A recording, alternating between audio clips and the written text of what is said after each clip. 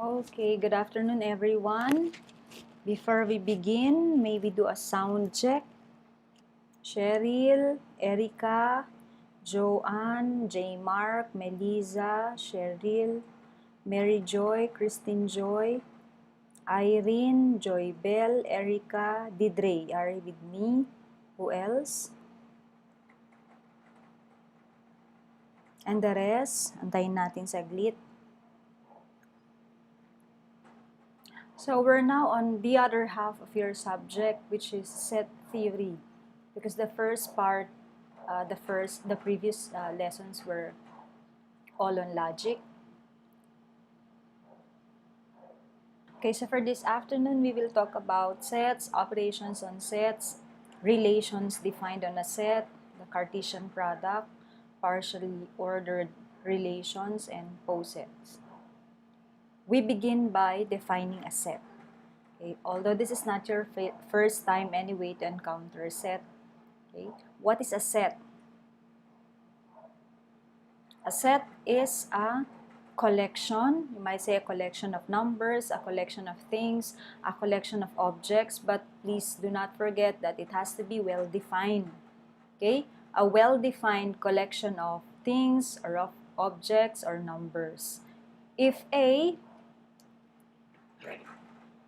is a set, then the objects in that collection are called members or elements of the set. So when we speak of a set, we mean a collection, a well-defined collection of objects. For example, the set of students in logic and set theory, that would pertain to you. Okay? So the elements are in some way related to each other. Kaya nga siya well-defined. Okay? And every member is called an element of the set. And we often make use of capital letters to denote a set. Now, there are different types of sets. As to countability, we have finite and infinite. So when is a set finite or finite? If it is possible to list down all the elements or has no element, like in the case of an empty set or a null set. Okay? Otherwise, the set is infinite.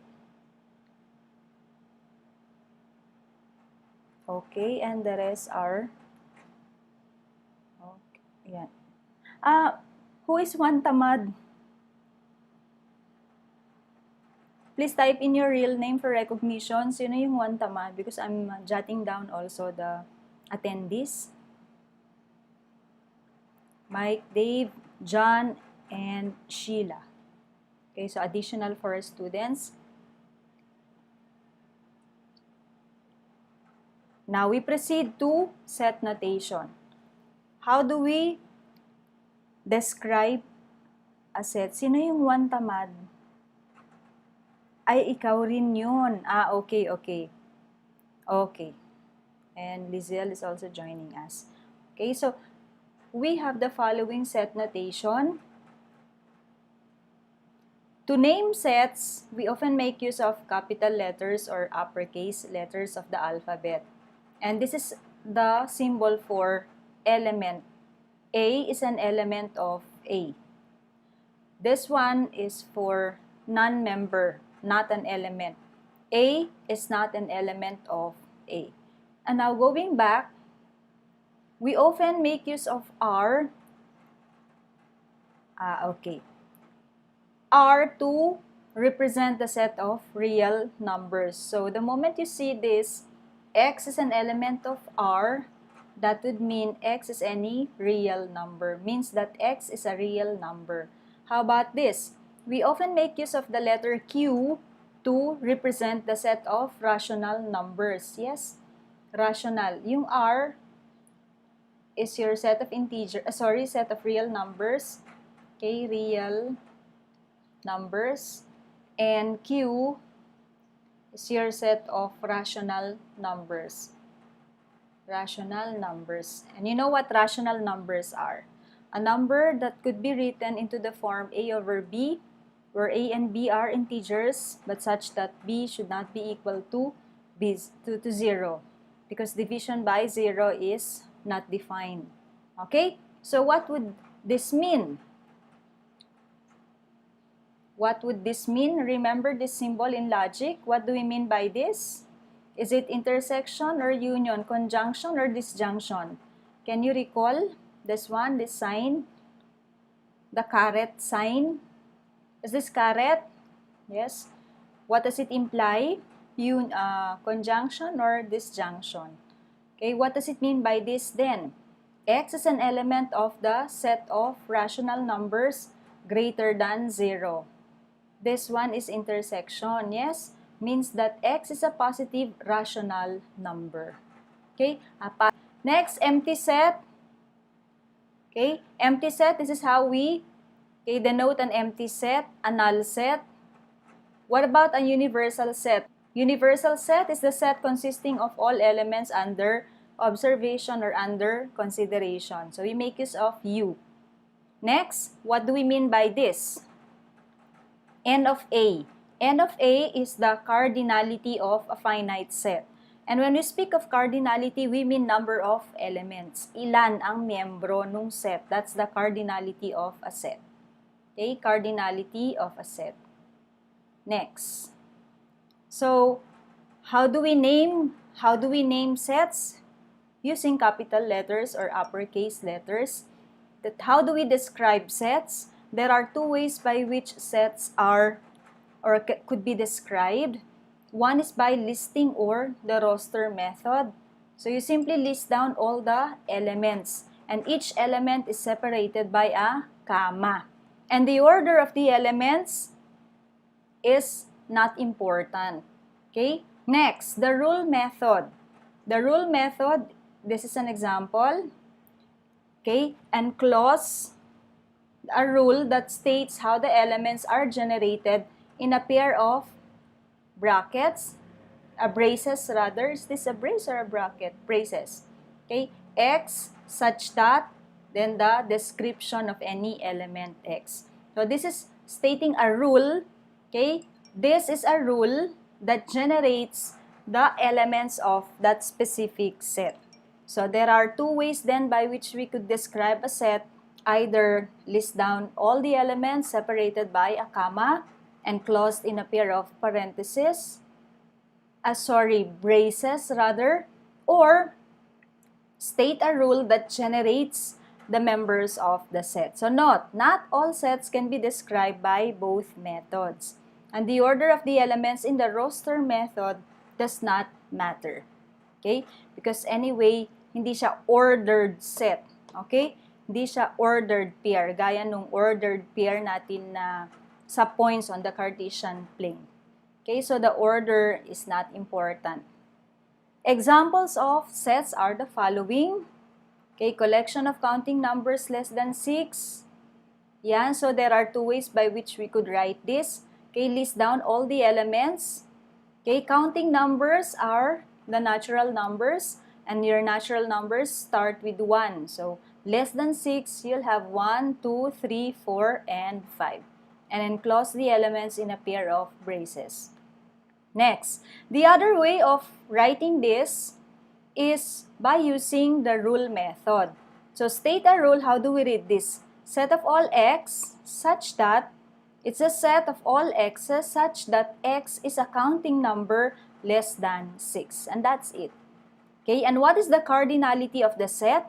How many elements are there in that set? 5. Next, number 2. What about the set of distinct letters in the word element? Okay, set of distinct letters in the word element. So, distinct. Okay, we have 1, 2, 3, 4, and 5. So, we have E, L, M, and T. These are the members of the set. This is by listing or roster method and by stating the rule, set of all x's such that x is a letter in the word element. Okay? A letter in the word element. So you don't have to write E and E. Okay? Because these are two, or they refer to the same letter anyway. Okay? So it's the same way as saying distinct letters in the word element. Okay? Next, what is the cardinality of this set? Again, this refers to the number of elements. Its cardinality is 5. We move on to the next. What about a subset? What about a subset? When is a set a subset of a big set? From the word subset, okay, a subset A of a bigger set B, written as A is a subset or equal to B if and only if every element of A is an element of B. Now, if set A is not contained in set B, then we write A is not, okay? A is not or not a subset or not equal to B. Okay? So when is a specific set a subset of a given set? If every member of that set is contained in the other set. As simple as that. Next, when is it a proper subset? A proper subset, when is it a proper subset? A is a proper subset of B, written as A is a subset of B if and only if A is a subset of B, there exists an element of B which is not in A. There are elements of the bigger set, which is B, which are not found in A, meaning the cardinality of A is less than the cardinality of B. Although all elements of A are found in B, there are elements of B which are not found in A. And then we can say A is a proper subset of B. Next, example. Let the universal set be the set of the first 15 counting numbers. Okay? So, first 15 counting numbers, diba? Where set A is the first 5. So, 1, 2, 3, 4, 5. Set B is described by this rule. Set of all x's such that x is a counting number less than 8. Okay? Less than 8. Saan yung mga less than 8? Then you can, okay, list down the elements of B. X is a counting number less than 8. So what are these numbers? The elements of B would be 1, 2, 3, 4, 5, 6, and 7. Kasi less than 8 siya. And C are even numbers, yes? But until 8 only. So for C, we have 2, 4, 6, and 8. Then, let's see whether the following are true. A, B, and C. A, B, C. Are they subsets of the universal set? Are they subsets of the universal set? Okay. All elements of A are found in U. Yes, so correct. How about B? All elements of B are found in U. And what about C? All or every element of C is contained in the universal set. So, this is correct. Next, how about the second? Is A a subset of B? Let's see. If A is A a subset of B? Tingnan natin. 1, 2, 3, 4, 5. Okay, it's contained in B. All elements of A are found in B. So, this is correct. Okay, this is also correct.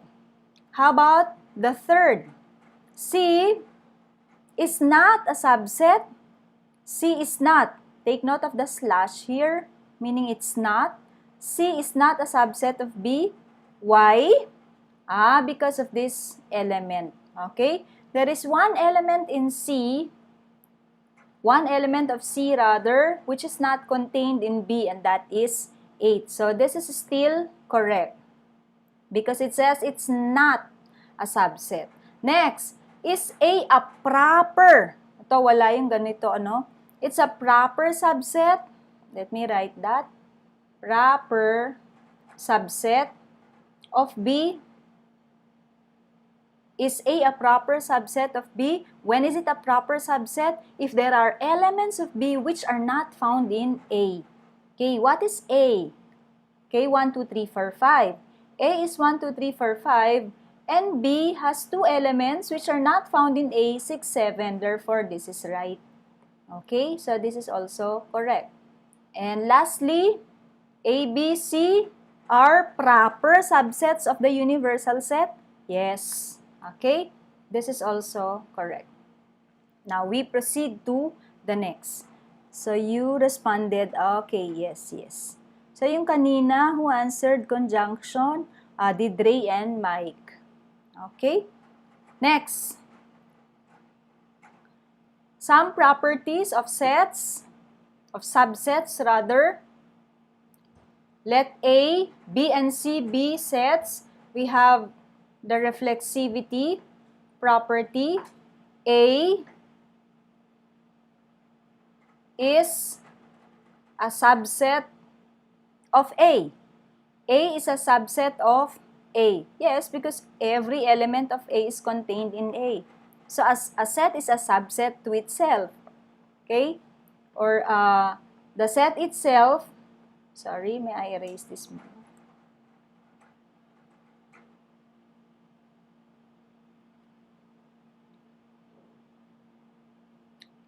A is a subset of the set itself.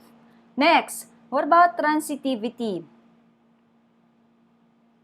If A is a subset of B, okay, and B is a subset of C, then A is a subset of C. Now, let's illustrate that with an example.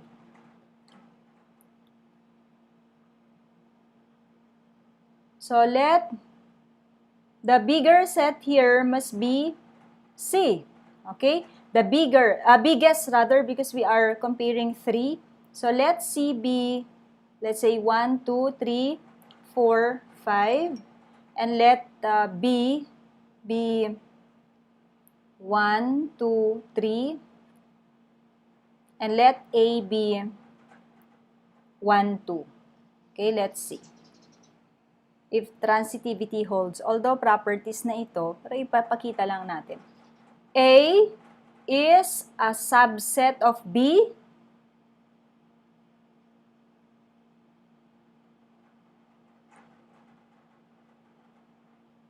C. What do you mean C? C, ma'am. Okay. Sige, tingnan natin. Okay, A is a subset of B, correct? And B here is a subset of C, yes. Therefore, A is a subset of C. Okay, transitivity.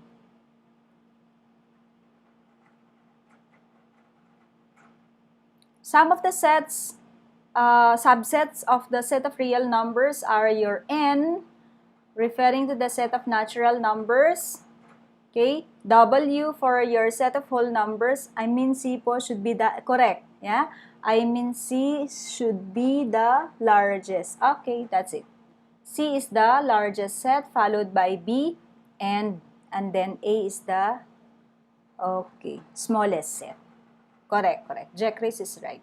Okay, so some subsets of the set of real numbers are N, the counting numbers, W for your whole numbers, Z for the set of integers, Q for your rational numbers. And what did we say? A rational number is defined as P over Q such that P, Q are elements of Z and that Q must be, should not be equal to 0. Next set of irrational numbers is Q with this. Okay, with a quotation mark. Q with a quotation mark. And of course, your set of real numbers is the union of the set of rational numbers and the set of irrational numbers. Next, what's the difference between equal and equivalent sets? Equal and equivalent sets. Let's look at the definition. A and B are equal if and only if they have precisely the same elements. Precisely the same elements. So let me underscore that. Okay, or exactly the same elements. When is it equivalent? So there's a difference between equal and equivalent. Okay?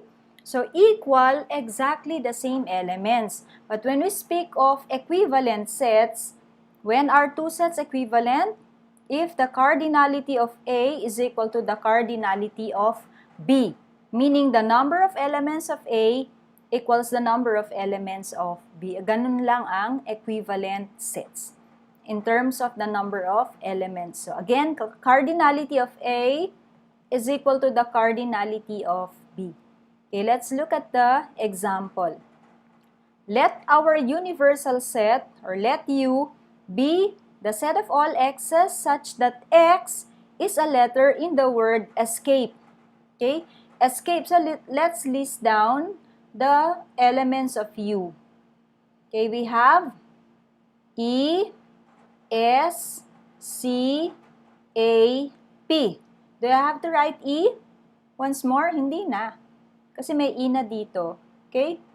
Yan o. May E naman na dyan. So, ito yung ating universal set. Okay, how about set A? Okay, set A has the elements, yan, C, A, P, E. Set C, A, P, E, S. Set B, P, A, C, E. Set D, A, C, E. Then, okay, name a pair of equal sets. Can you name a pair of equal sets here? A and B. Okay? So, we have A and B to be equal. Equal sets. Next. By the way, we make use of this for equality or equal, and this for equivalence. Okay? Equal and equivalent to, or equivalence. Okay? Equal and equivalent. Now, we proceed to the next. A and B are equal. Next. B is not equal to C. Let's see. B is not equal to C, correct? Because of this, okay, element. Here we have S, sa kabila C. Okay?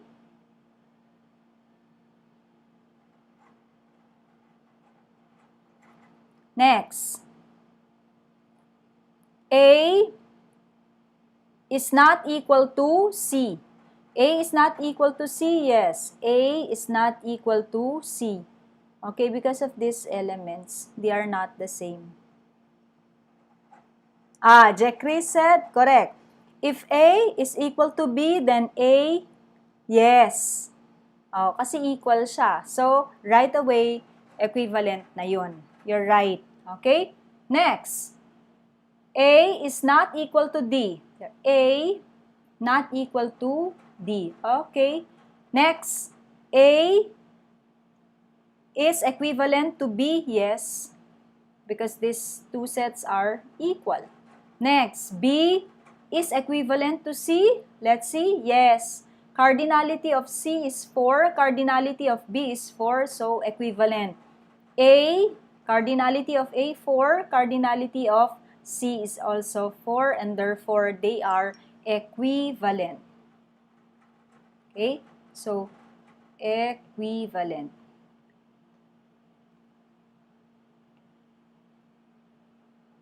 C equal set is equivalent set. Yes, you're right. Okay? C equal set, automatic siyang equivalent. Correct? So, equivalence, therefore, can be defined in terms of one-to-one correspondence. Okay?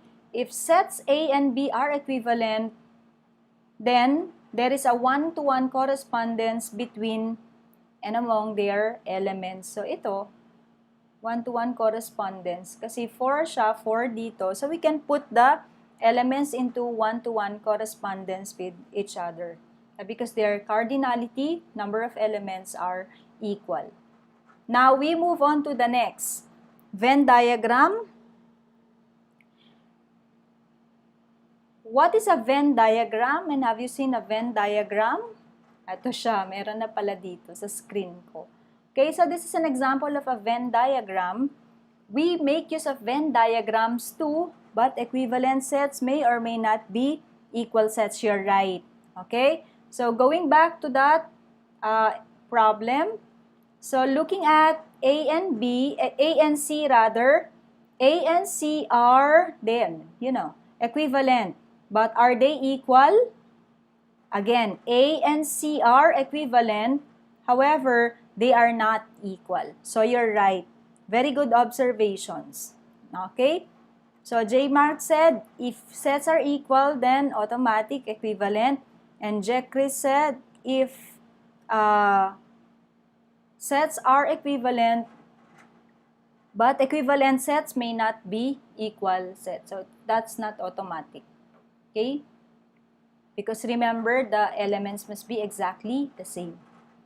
So going back to a Venn diagram, we make use of a Venn diagram to visualize sets, their relations, and operations. So here is a Venn diagram. This is a Venn diagram. U here is our universal set. Okay? So we enclose it in a rectangular region. A is a set. Okay? Here. A is a set. X here, or this dot represented by X, is an element of the set A. Okay? And what about Y? Y is contained in the universal set. However, it's not part of set A. Therefore, we say Y is not an element of A. Okay? So it's contained in the universal set, but it's not found in A, in set A. Kaya Y is not an element of A. But X, okay, X here belongs to A, therefore X is an element of A. Now we can visualize the different operations on sets using the Venn diagram also. When we speak of union and intersection, okay, union, the union of two sets, A and B, is the set of elements that belong to both, okay, to A or B or both, okay. A union B is equal to the set of all x's such that X is an element of A or X is an element of B. Okay? X is an element of B. So, nasaan dito? So, if we have two sets here, A and B, okay, this is the universal set. This is their union. Okay? This is their union. Where is their common set? Yung common set yung nasa gitna. Okay? Pero sa next operation na yun. But the union is this. Okay? The union of the two sets, set A and B, that shaded portion. Now we proceed to the next operation, which is intersection. Or sige, before intersection, pakita muna natin yung union. Okay? So let A be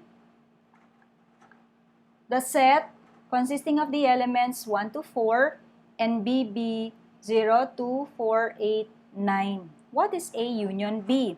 Okay?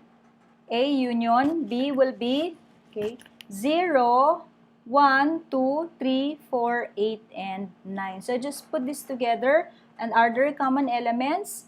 There are common elements. Let me encircle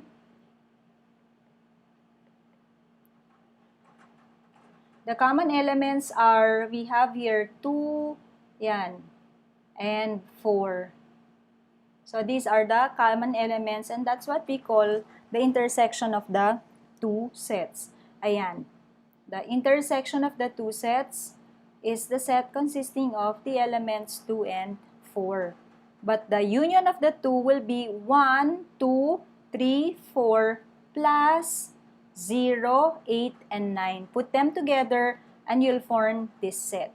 Once more, since this is common to both, 1, 2, 3, 4, and then 0, 8, and 9. Put them together, that makes the union of the two sets. Okay?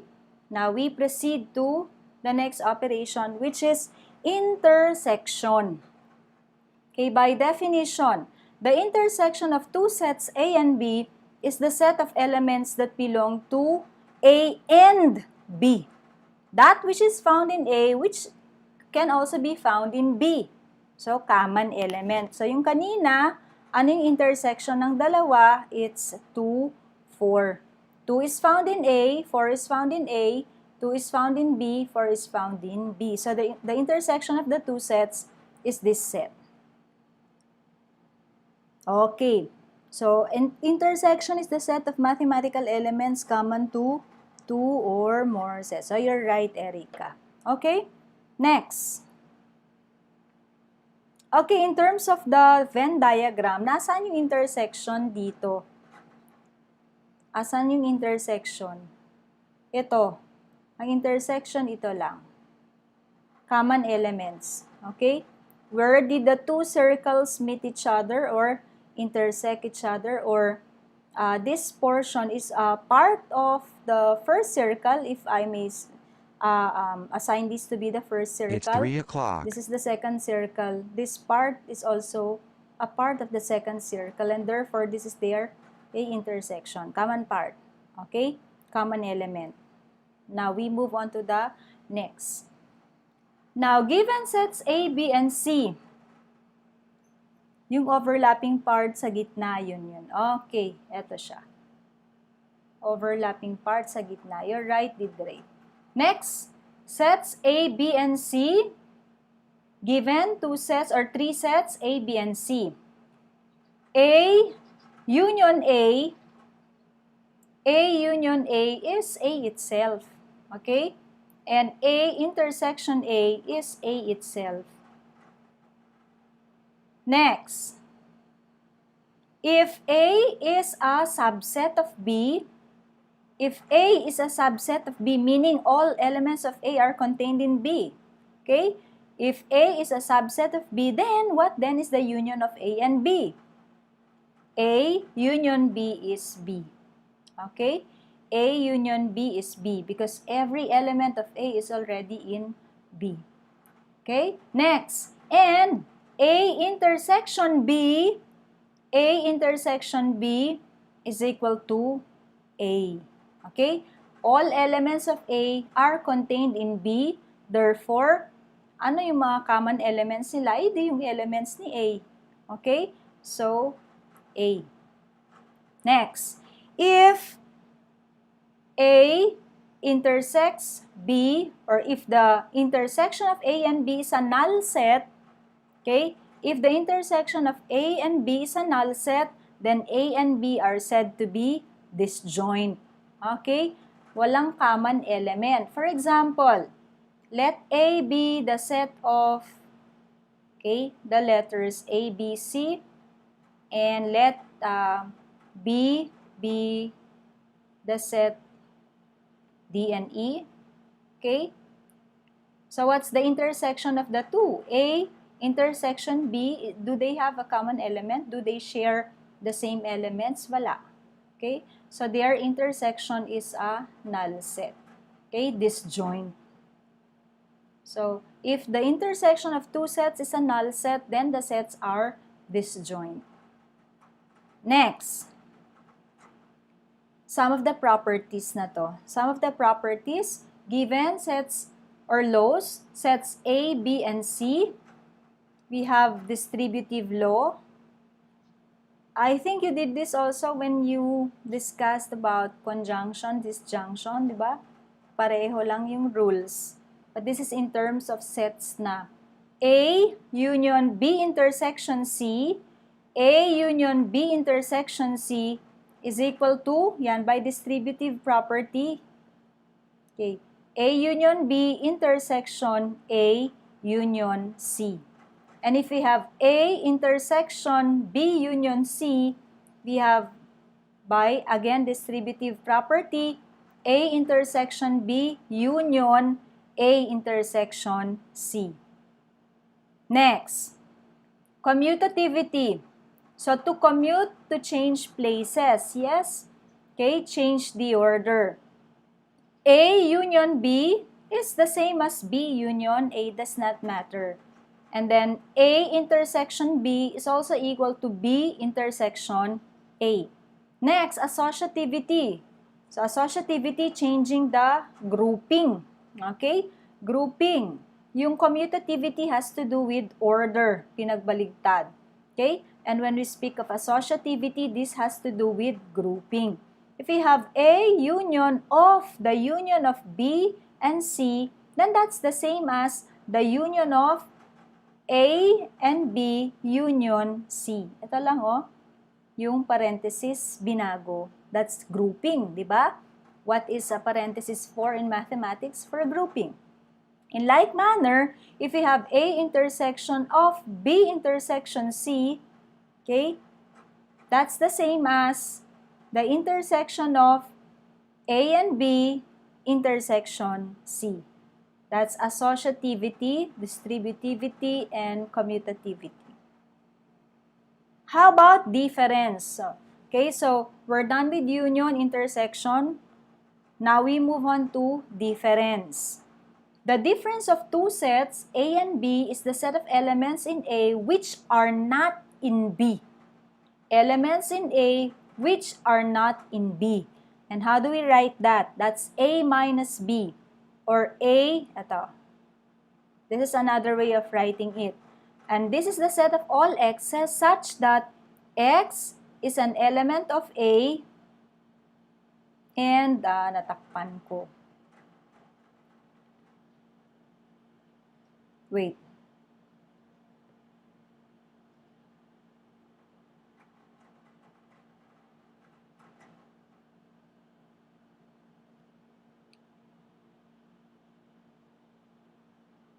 Not an element of B. So, wala siya sa B. Let me underscore. Ayan. Elements in A which are not in B. Okay? Elements, okay, in A which are not in B. So, for example, let A be the set having the following members, 0, 1, 2, 3, 4, and B, the set having this element, 0, 2, 4, 8, 9. What would be A minus B? That which is found in A, okay, but not an element of B. What would A minus B be?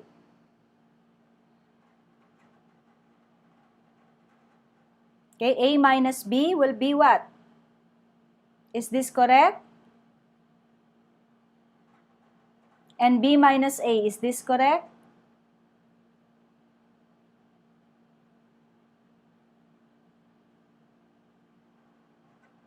So let me, okay.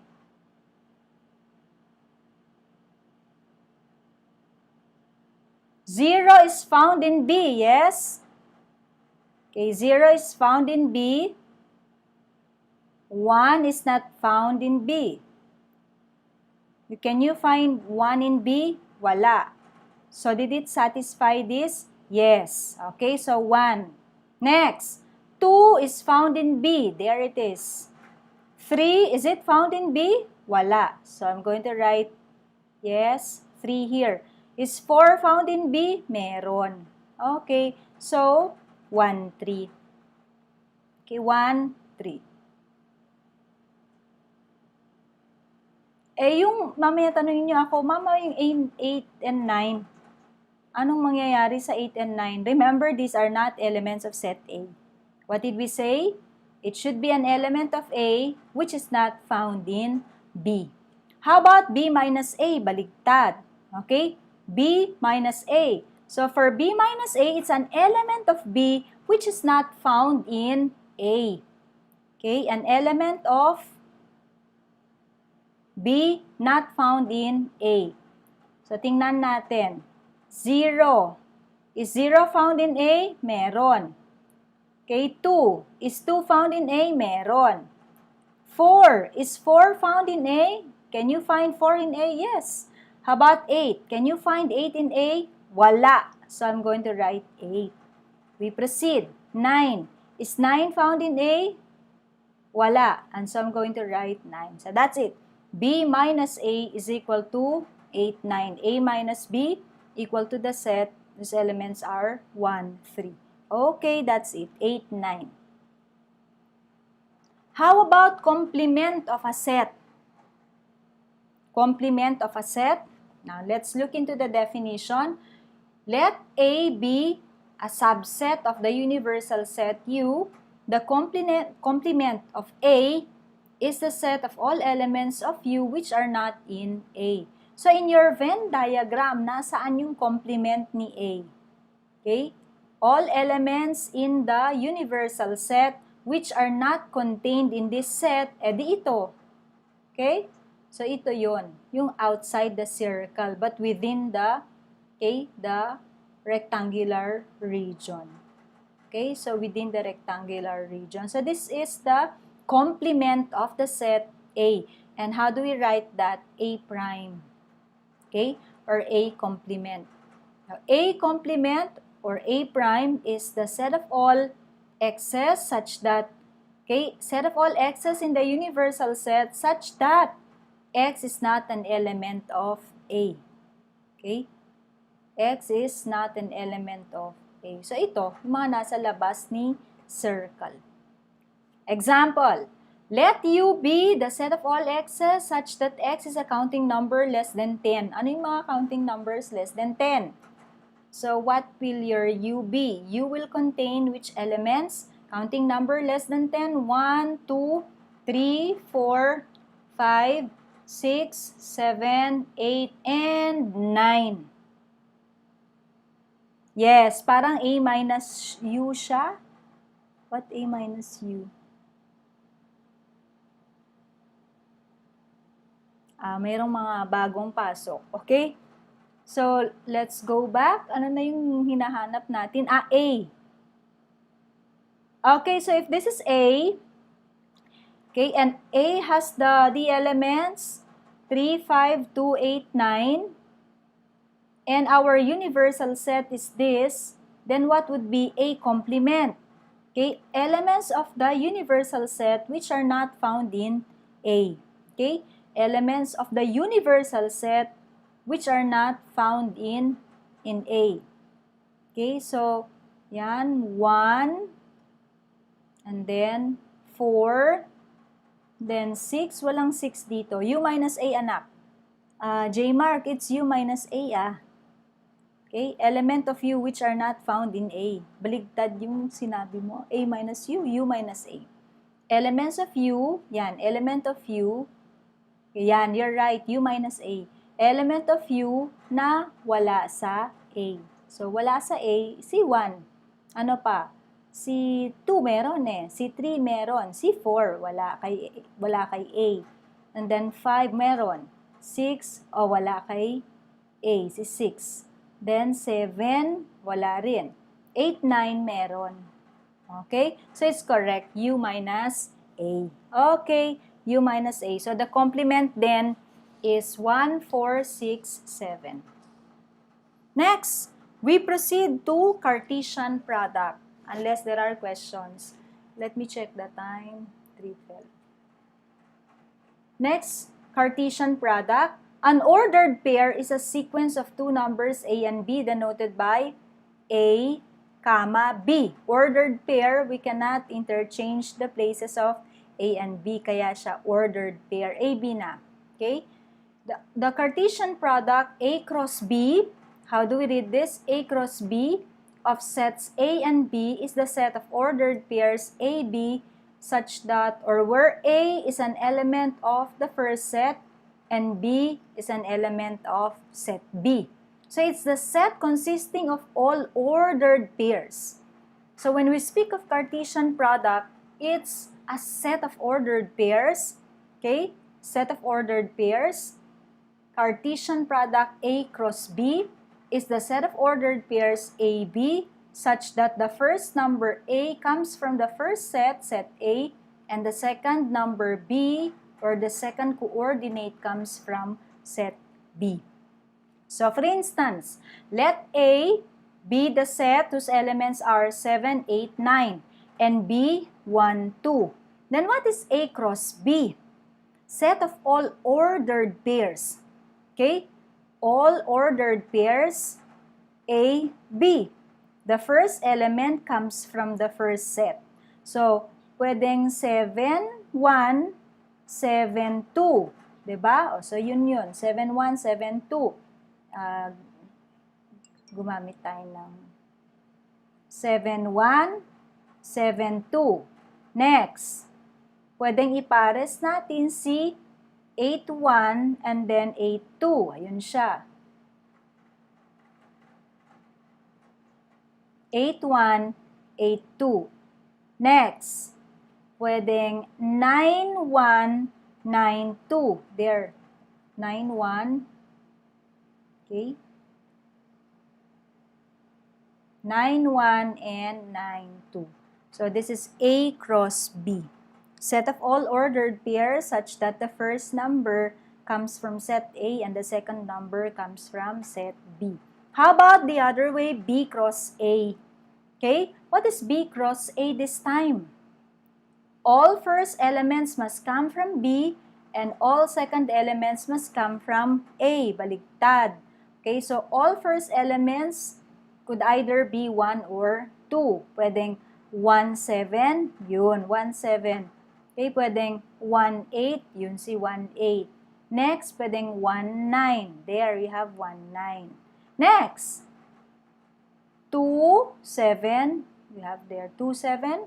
And then you have 2-8, yun, and then 2-9. Okay, so B cross A is this.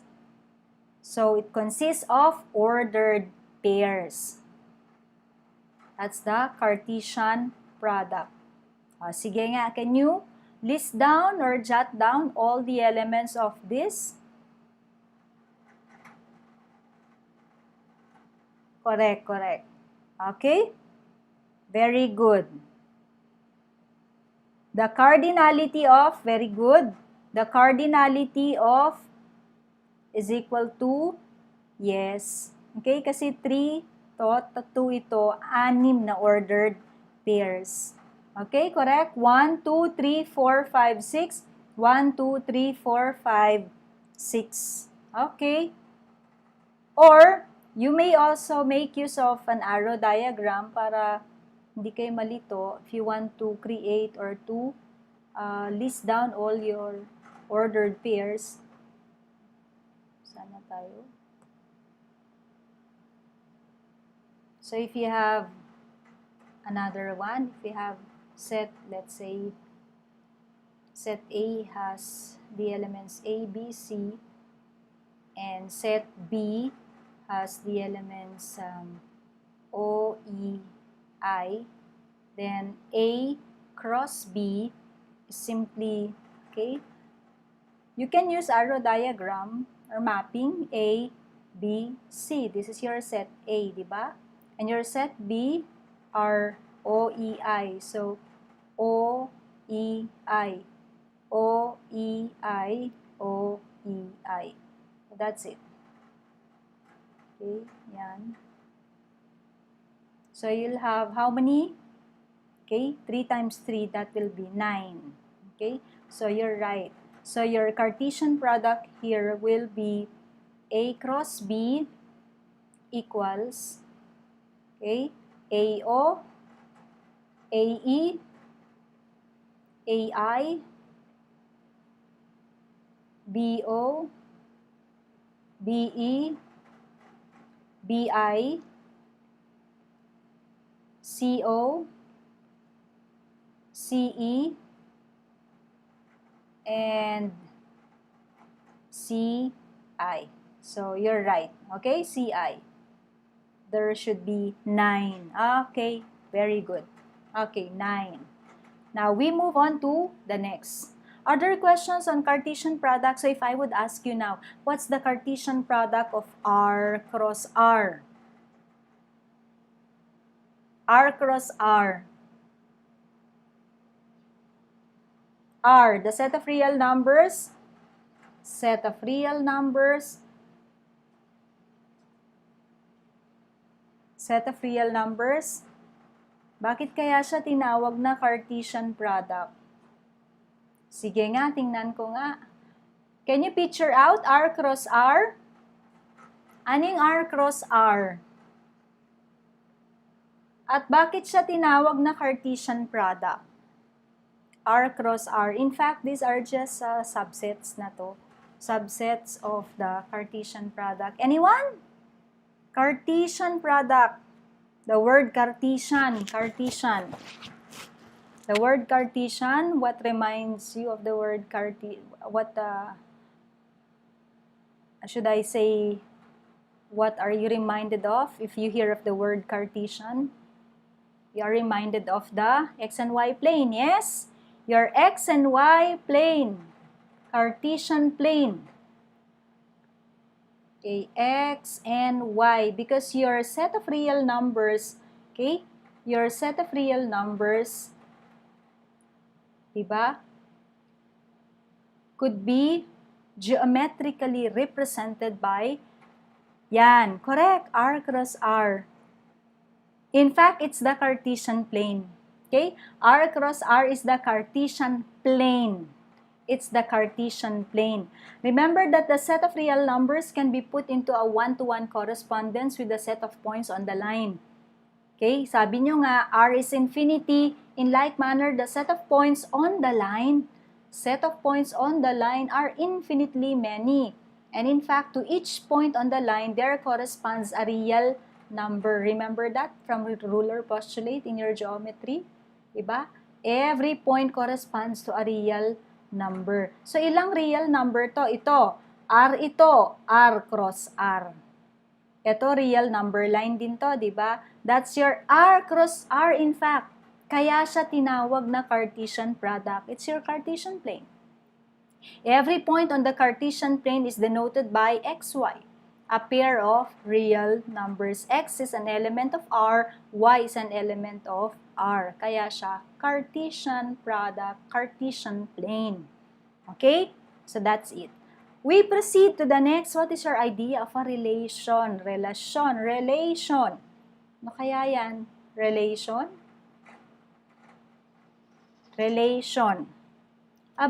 Bakit nasa relation tayo? Yes, because when you speak of a relation, it's a subset.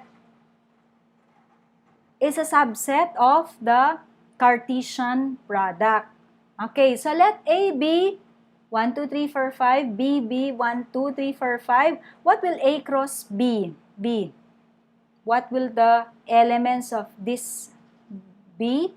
A cross B will be what? A cross B. In fact, A cross A din siya kasi B and A are equal. Remember equal sets? So, this is the same as A cross A din. Why? Because A and B are equal sets. Okay, so what is the product?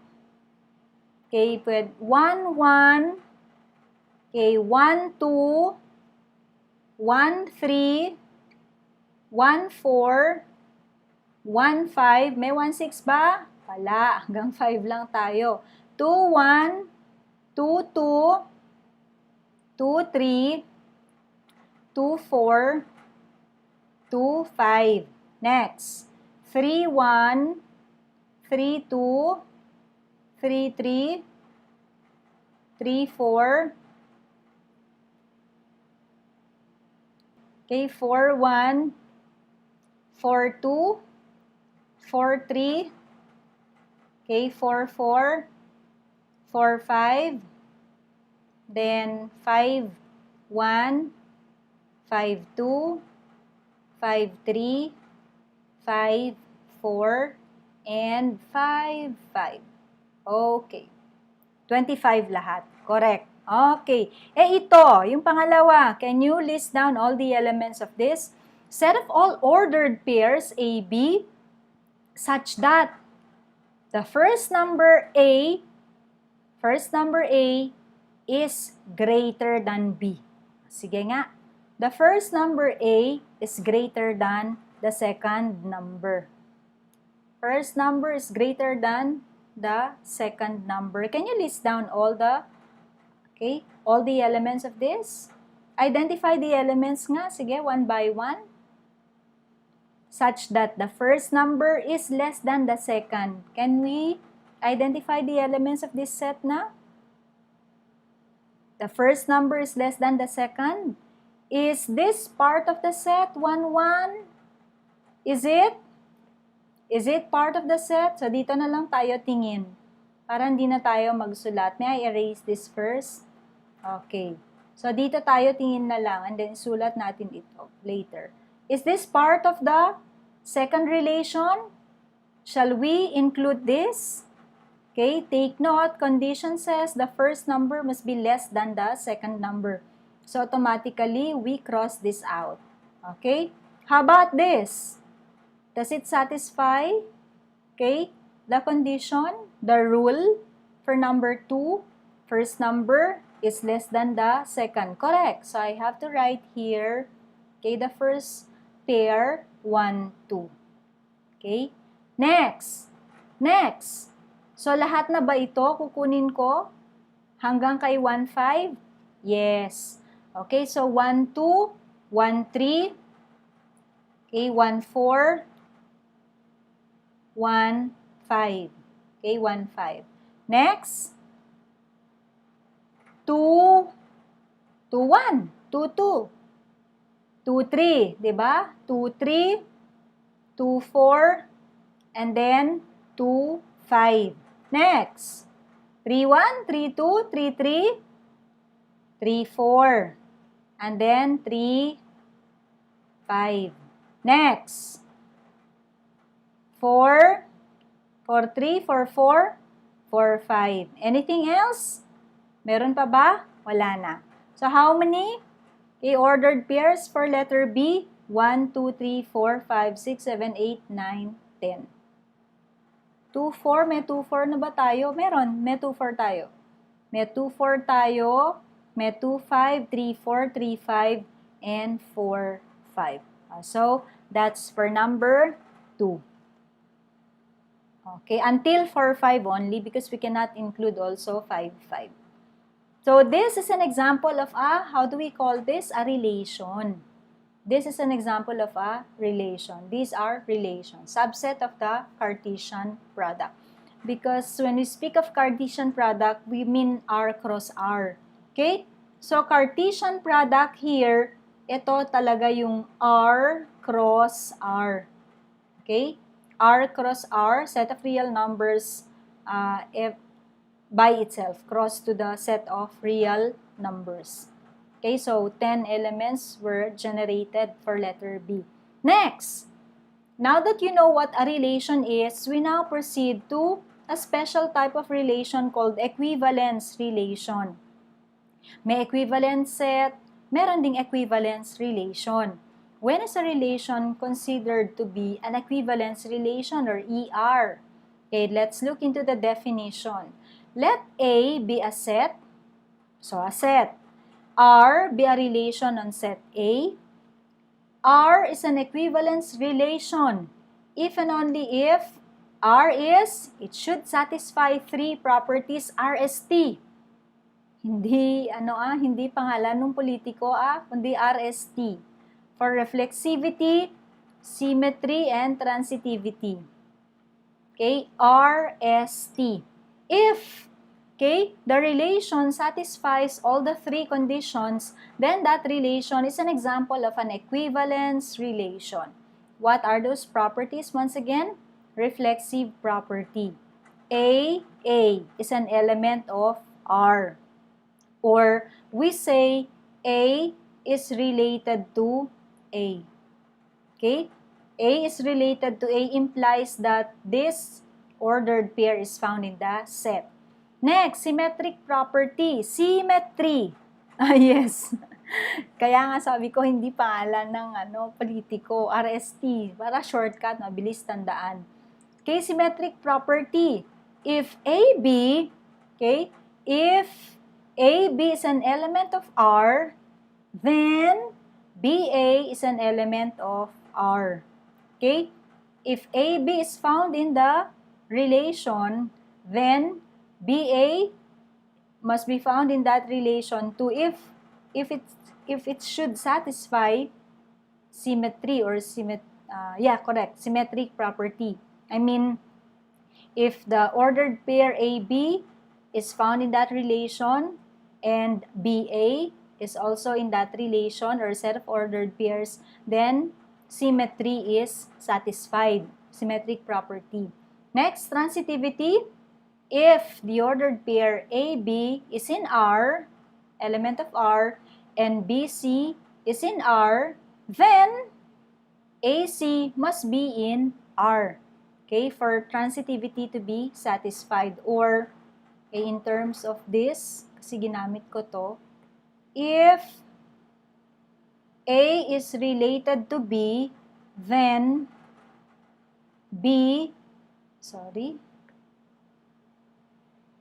then B must be related to A. So, kung meron yung ordered pair na AB at meron yung baligtad niya na BA, yun, na-satisfy ang symmetry. Next, transitivity, if A, B is in R, and BC is in R, then AC must be in R in order for that relation to be considered transitive. Okay? So, RST. Now, let's look into some examples. Okay, of an equivalence relation. Let's see whether this is equivalent or not. Okay, next. Okay, A. Let A be the set consisting of the elements 1, 2, 3, and R1, the relation be consisting of the ordered pairs 1, 1, 2, 2, 3, 3. Let's check on reflexive property. Reflexive, AA, diba? AA. Going back, reflexive property, AA must be in that relation. Meron naman, okay? 1, 1, 1 is related to 1, 1 is related to itself. 2 is related to itself. 3 is related to itself. Therefore, okay, reflexivity is satisfied. Is R symmetric? Yes, if 2 is related to 2, therefore 2 is related to 2.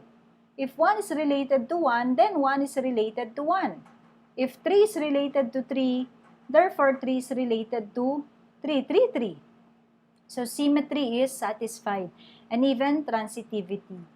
Okay, is R transitive? Yes, 1 is related to 1, nothing else. Okay, 1 is related to, in fact, the equal to relation is an equivalence relation. 1 is equal to 1. Okay? So, if 1 is equal to 1, then the opposite, 1 is equal to 1, and then by transitivity, 1 is equal to 1, then this is transitive. In fact, the equal sign, okay, the equal sign, ano kasing relation ito? Equal sign. The equal sign is an example of an equivalence relation. Now, let's look into the, okay, some other examples. Let me see para mas maintindihan nyo yung equivalence relation. Meron pa ba akong nilagay dito? Ito. Okay? Para ma-distinguish nyo whether a relation is equivalence or not. Okay, here is an example. Okay, this is an example of, non-example rather. Okay, it's not an example of an equivalence relation. So, what relation are we talking about? Here, less than or equal to. Okay? And this is the sign, yeah? Yan, less than or equal to. Bakit kaya siya not an equivalence relation on the set of real numbers? Tingnan natin. So, for any x, y, z, so any three real numbers, this is reflexive and transitive but not symmetric. Okay, pakita natin. Okay, let's look at one number. Give me one number in this set or in this relation. Remember, our relation here is, let me underscore also, less than or equal to. Less than or equal to. Pick out any number in the set of real numbers is 2. Let's say 2. Okay, let me make use of 2. Is 2 less than or equal to 2? Is 2 less than or equal to 2? Yes, diba? So, reflexivity is satisfied. Okay?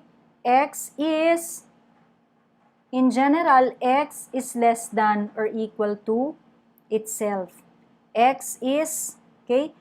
X is less than or equal to X. Bakit true? Because of this. Pero kung less than lang siya, hindi. Okay? What makes it reflexive is because of this. Equal to.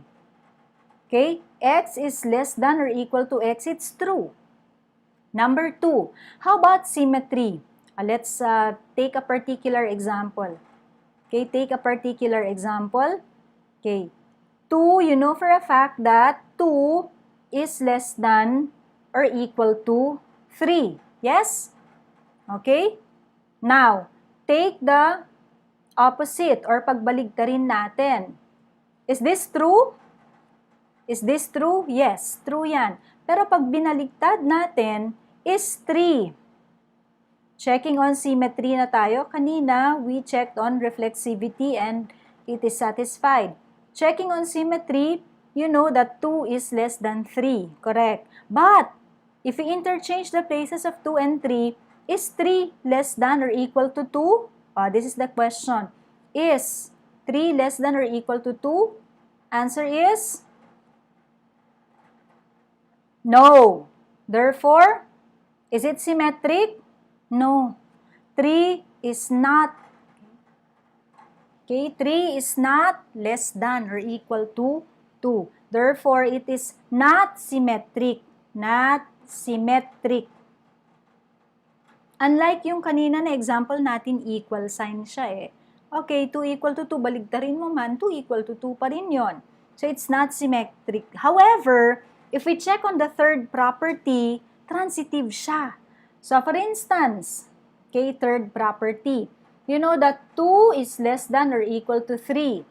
And, okay, yeah, very good. Did Ray said not symmetric? Who answered no? Did Ray, Erica, Christine, Josel, Angela, Jack Chris, Juliet, J. Mark, and Joanne.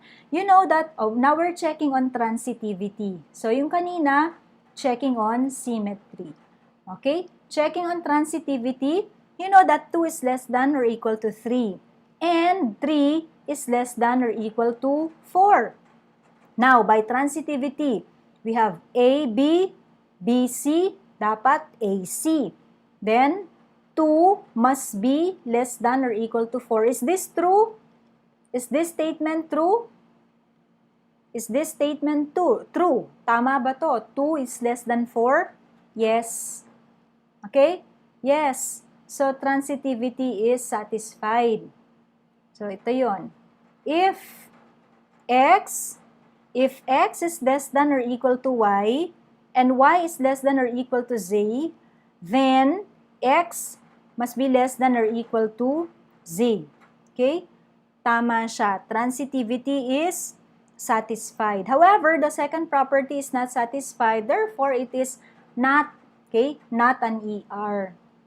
So, this is an example of a non-example of a relation. So, not an equivalent relation. Equivalence relation. Not an equivalence relation. Why? Which property does not hold? The second property. Okay? Although property number 1 is satisfied and the third property is satisfied, pero merong special sa kanya. Because it satisfies property number 1 and property number 2, ang tawag sa kanya ay partially ordered relation. Okay? So, kung nasatisfy yung reflexivity at transitivity, pero yung given na relation is anti-symmetric, meaning hindi na-satisfy yung yung symmetry, then it's a partially ordered relation. So, let's go back to the previous slides kasi nandun yung definition ng partially ordered relation. Okay, mamaya magbigay ulit ako ng problem on equivalence relation. Okay. Yes, RST, the 3 must be satisfied in order for a relation to be considered equivalence relation.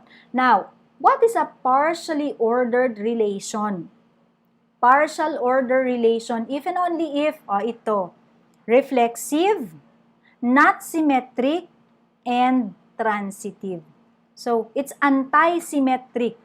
Anti, that's the opposite of symmetric, di ba? Kanina, symmetric yung equal sign, pero yung less than and not equal to, or less than and equal to, that's not symmetric, anti-symmetric. Because when we reverse the order, 2 is less than or equal to 3, 3 is not less than or equal to 2. It's anti-symmetric. Okay? So, what property must be satisfied? We have reflexivity and transitivity. And the relation must be antisymmetric, then we call it a partially ordered relation. Now, what is antisymmetry? Let R be a relation on set A. R is antisymmetric. Ito, yung sinasabi natin kanina. If A is related to B and B is related to A, only when A and B are equal.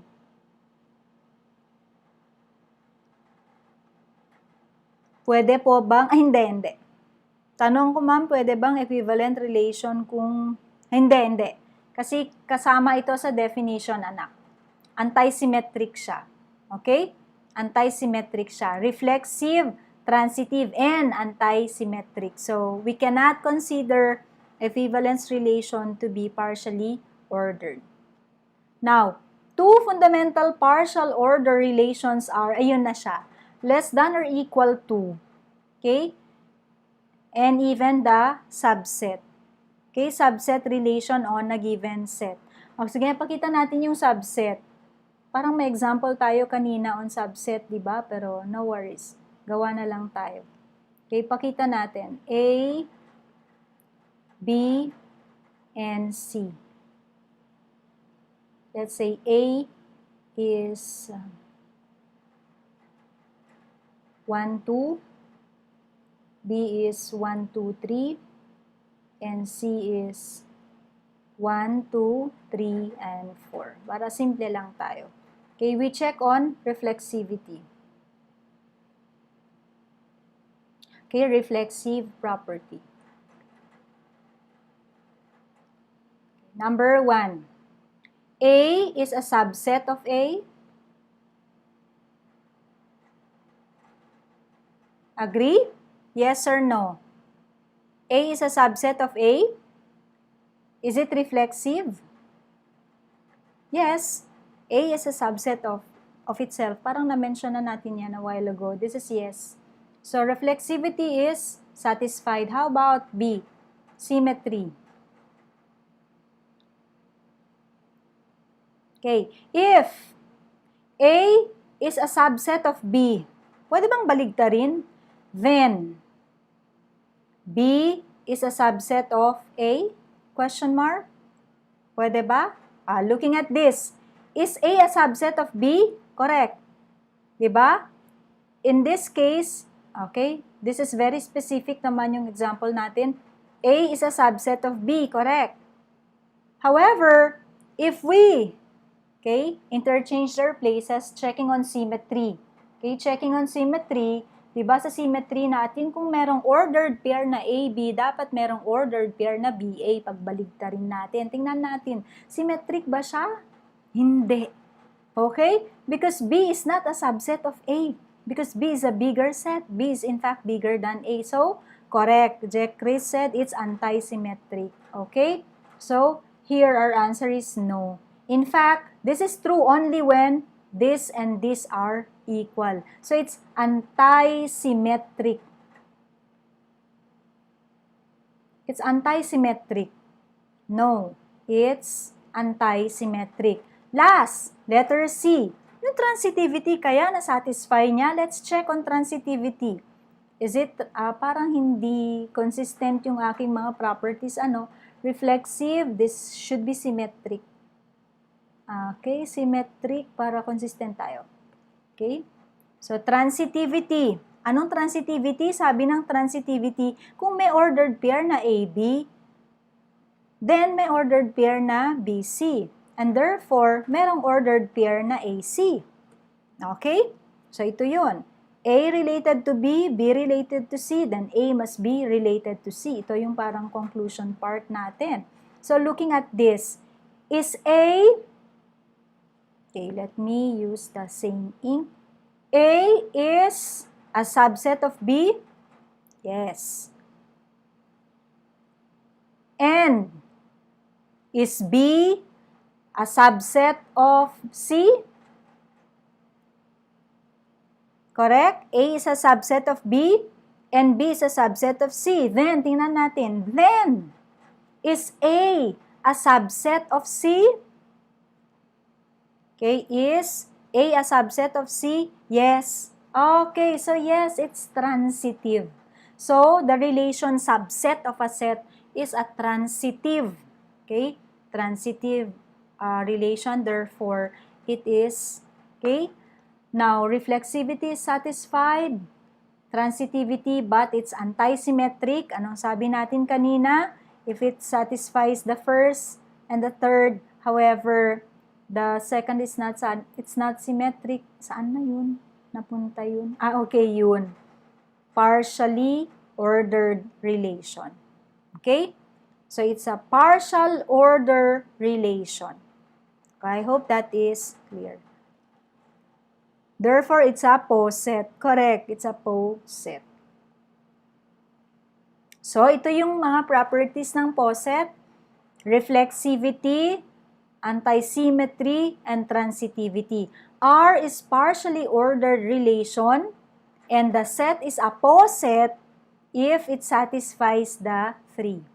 Okay? If it satisfies the 3, then it is a partially ordered relation on set S. What's the difference between the partially ordered relation and partially ordered set? Relation ito, and the set that we are talking of is the set from which the elements are obtained. Okay? And that's it. Poset. Next, sige, tingnan nga natin ito. Let S be the set consisting of the elements 2, 3, 4, 5, and let R be, okay, containing these elements. Check nga natin one by one kung partially ordered siya.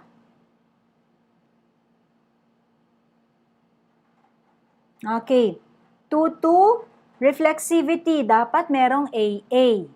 Okay, merong 2, 2, merong 3, 3, merong 4, 4, merong 5, 5. Remember, this is our set, from which we have generated the ordered pairs.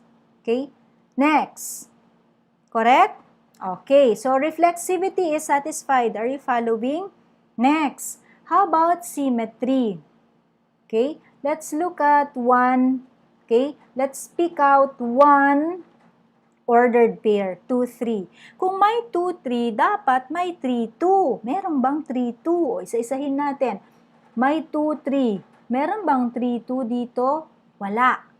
So, klaro, antisymmetric siya. Okay? So, it is antisymmetric. What did I say here?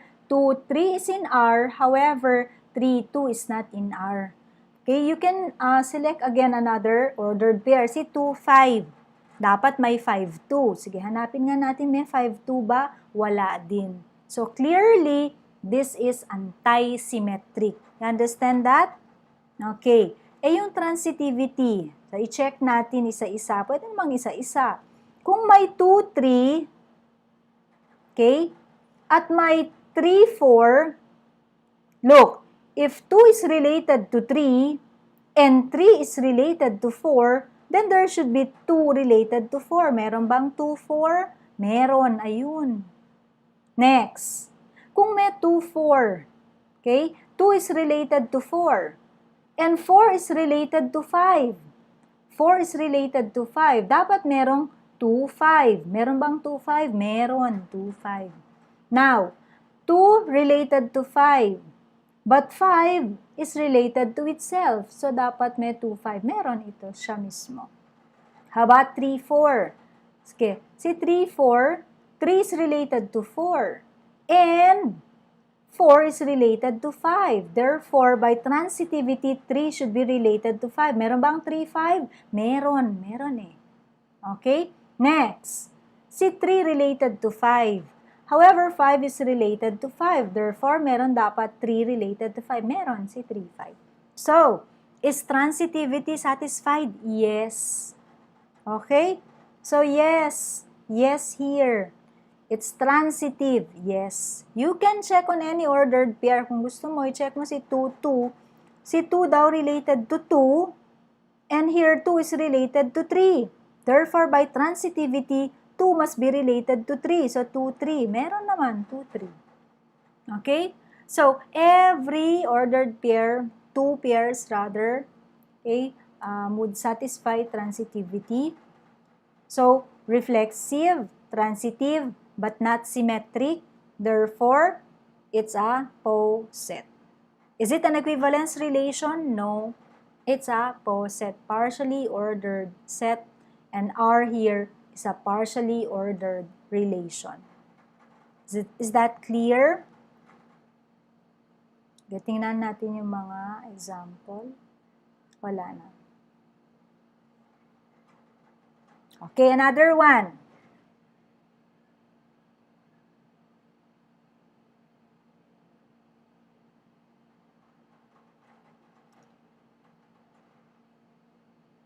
Okay, so this is not partially ordered, this is equivalence relation. Additional ko lang kasi ito para maintindihan nyo lalo.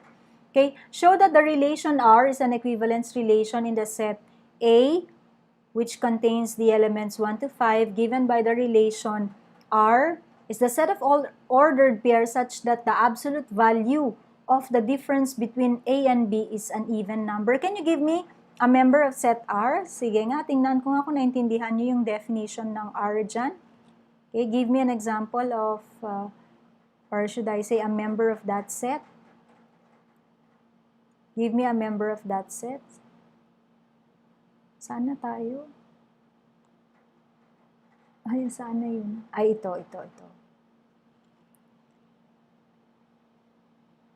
Okay.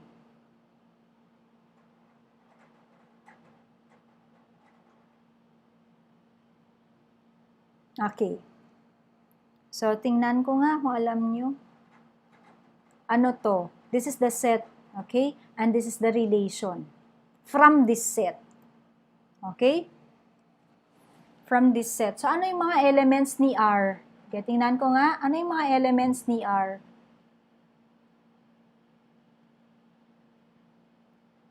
Let's write down A. A is equal to 1, 2, 3, 4, and 5. R is the relation such that, okay, ano yung si definition ni R? Set of all ordered pairs A, B, such that, okay, the absolute value daw. Such that the absolute value of A minus B is even. Okay, so yun yung definition ng relation natin. So can you give me an R? Can you give me a specific 2, 4? Sige, tingnan natin si 2, 4 kung membro ba siya ng relation na to. So 2, 4, okay, A, B. This is your A and this is your B. By definition, the absolute value of the difference must be an even number. So if we take the difference, absolute value, okay, be very careful with this, of 2 and 4, difference of the 2 is equal to 2. And 2 is an even integer. Correct. So, even. 1, 3. Sige. 1, 3. Isa-isa na silang nagbibigay. Sige. 1, 3. Ano pa? Erase na lang muna natin yan para isulat muna natin lahat. Pang last naman na to. Don't worry, pang last na to. 1, 3. Ano pa? Yung 1, 1. Bakit ayaw nyo si 1, 1? Di ba pwede si 1, 1? Hindi ba pwede si 2, 2? Hindi ba pwede si 3, 3? Pwede o hindi? Pwede si 4, 4? Pwede ba si 5, 5? Yes? O ano pa? I'll answer my question first. Pwede ba si 1, 1? Just yes, type in yes or no. Pwede si 1, 1? Ano bang difference ng 1, 1? Ng 2, 2, hindi ba 0? Okay, is 0 not even? Diba it's divisible by 2? It's even number. In fact, I could express 0 as 2 times 0. So, the factor 2 there, okay, yan, pwede daw. Okay, what else? Okay, pwede bang baligtarin for 2? Yung mga naunang binigay nyo? Sa ML, C11, bakit ML? Bakit ML? Okay. Ano ba iniisip nyo? Mobile Legends? Okay, 2, 4, C4, 2. Ano pa? 3, 1. Pang last naman na, ano pa ba? Ang na-missed out natin. Okay, si 1, 5, diba? 1, 5, we missed out 1, 5. What else? 5, 1. Diba? 5, 1. Ano pa? 2, 4. Meron na tayong 2, 4. And then, may 1, 3 na tayo. Anything else? Meron pa. 5, 3, and 3, 5. Correct? Anything else? May 4, 1 na. Yes. May 4, 2 na. May 4, 1 ba? No, it cannot be 4, 1 kasi even tayo. Even. 5, 1. Okay, I think this is it. So, how many? 2, 4. How many elements are there? 2, 4, 6, 8, 10, 12, 13. May 3, 5. May 5, 3. May 5, 5, 4, 4. Okay, okay. 1, 3, 3, 1, 2, 4. Okay, 1, 5, 5, 1. Okay. So, let's check on the properties one by one. Number 1, reflexive. Okay? Reflexivity. Hindi, wala tayong for 1, anak. Wala tayong for 1. For 2 dapat yun. Yan, di pwede ang for 1 kasi 3 ang difference nila. Okay? So, reflexivity, check on reflexivity. Merong 1, 1. 1 is related to itself. May 2 related to itself. Okay? 3 related to itself. 4 related to itself. 5 related to itself. In fact, in general, we could say A, okay? If we have AA, if this is contained, then this implies that absolute value of A minus A is equal to 0, and this is even. Okay, so reflexivity is satisfied. Number 2, we are sure that the first property is satisfied. Although makita nyo sa listing natin, merong 1, 1, 2, 2, 3, 3, 4, 4, 5, 5. Next, how about the second property of symmetry? O, klaro dyan, meron dyan, symmetry. Kung merong 1, 3, dapat merong 3, 1. Okay. Kung merong 2, 4, dapat may 4, 2. Next, kung may 5, 1, may 1, 5, dapat may 5, 1. Kung merong 4, 5, 3, dapat may 3, 5. Symmetric? Yes. Okay? So, the property of symmetry is satisfied. In fact, in general, we can prove it in this manner. If we have A minus AB, then the absolute value of A minus B, okay, let's say is equal to even. It's in fact here, ito siya. Ayan. Absolute value of A minus B is equal to the absolute value of B minus A. So, we know that the absolute value of A minus B equals, okay? So, if the absolute value of A minus B, or if this difference is even, then for sure, the difference between A minus B and take the absolute value will also be even. Therefore, it is symmetric. AB belongs to R, and BA belongs to R. And we checked that one by one a while ago. 2, 4 belongs to R. 4, 2 belongs to R. 1, 3, 3, 1, 1, 5, 5, 1, 5, 3, 3, 5. So, symmetry is satisfied. Okay? The relation is symmetric. Okay? The relation is symmetric. Next. Ay, anong nangyari?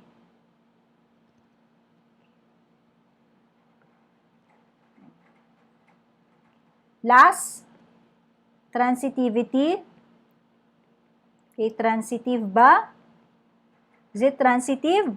You can check one by one. Pwedeng magsimula kayo dito. If 2 is related to 4, okay? If 2 is related to 4, and 4 is related to 2, di dapat 2 must be related to 2. Meron bang 2, 2? Meron.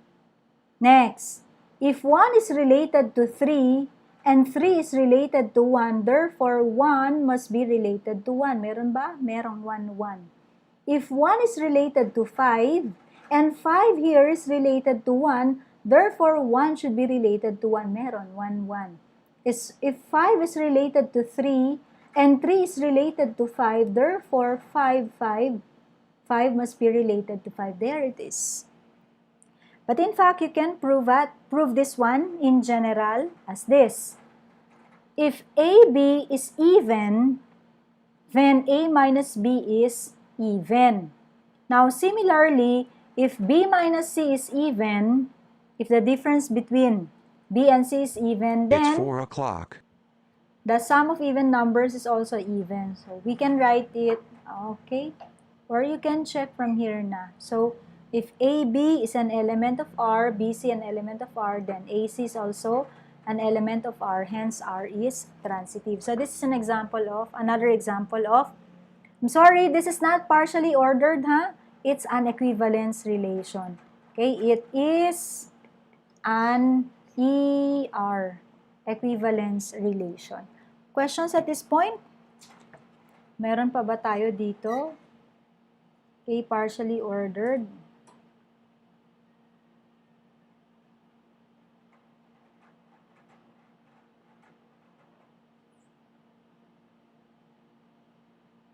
So this is your assignment na.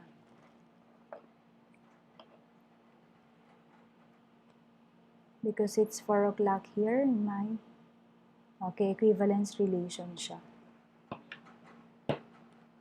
Questions so far?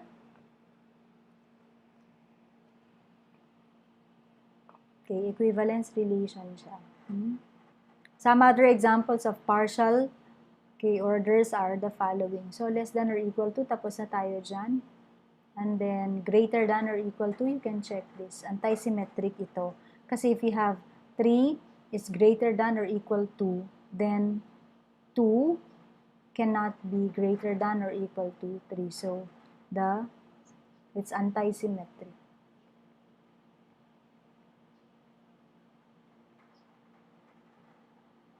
Ma'am, pwede din po attach sa lens tong. Yes.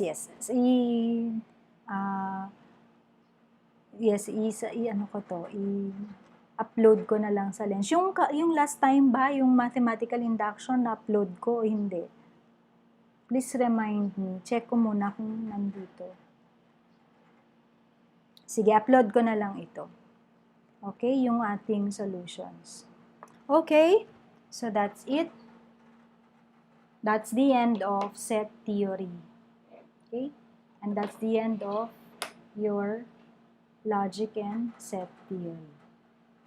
So for next week, expect for a quiz on all the topics that we have discussed. Ay, meron na daw. Okay? All the topics that we have discussed, and by June. Okay, kasi ang schedule namin ay June 3, 7, or 9. 3, 7, or 9, I will just inform you. Okay? I'll inform you, update you of the day of the final examinations. Okay. Sorry that I was able to meet you only for 2 sessions. 2 sessions lang.